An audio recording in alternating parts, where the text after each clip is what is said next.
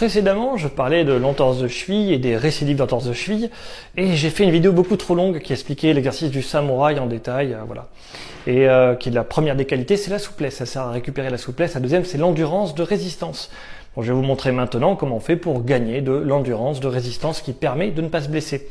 N'oubliez pas que c'est pas la proprioception, moi c'est dans une autre vidéo j'ai expliqué ça, qui permet de ne pas se blesser, c'est l'endurance de résistance. Donc, l'endurance de résistance, si on fait la course à pied sur un terrain de montagne, enfin sur quelque chose on va dire en forêt et ou sur la route, le sol est dur.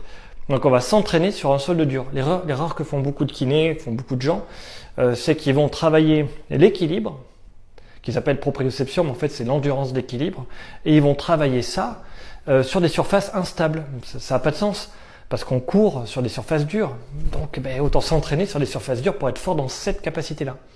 De mon expérience, je connaissais par le passé, il y a longtemps, des kinés qui faisaient directement la rééducation sur trampoline, juste après une entorse de cheville.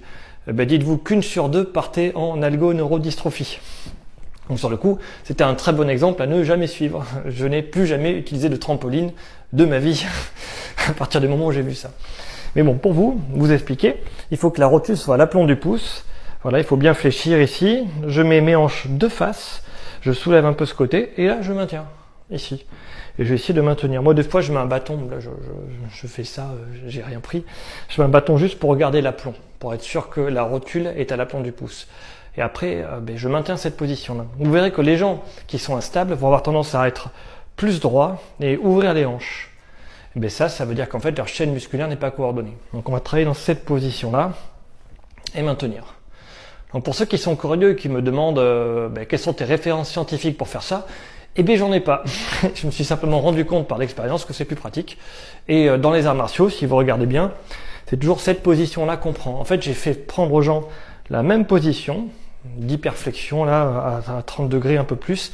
Et en réalité, je pense que c'est la position physiologique la plus puissante. C'est vraiment là où on a de la stabilité. L'étape d'après, une fois qu'on arrive à tenir cette position longtemps, c'est de faire des petits sauts.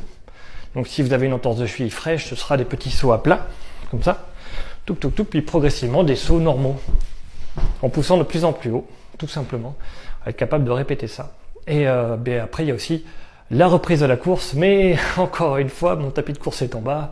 Là, je suis à l'étage, je vous montrerai ça une autre fois.